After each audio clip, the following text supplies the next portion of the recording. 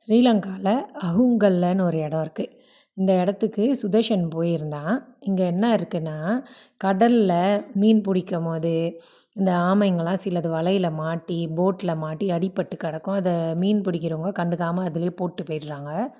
அதுங்களெல்லாம் காப்பாற்றி வளர்த்து அதுக்கப்புறம் திரும்ப கடலில் போய் விட்டுறாங்க.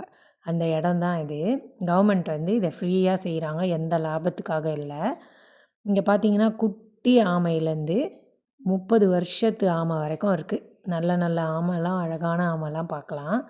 இதை நீங்கள் ஸ்ரீலங்காவுக்கு டூரிஸ்ட்டாக வந்தீங்கன்னா கண்டிப்பாக போய் பாருங்கள். கூகுள் மேப்ஸில் கூட இந்த இடத்த பற்றி போட்டிருக்கோம். பார்த்துட்டு செக் பண்ணிட்டு அந்த இடத்துக்கு போங்க.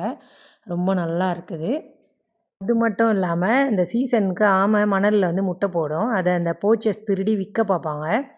அவங்கக்கிட்டேருந்து காப்பாற்றி அந்த முட்டையை எடுத்து பொறிச்சு அதை காப்பாற்றி திரும்ப கடலில் விட்டுருவாங்க.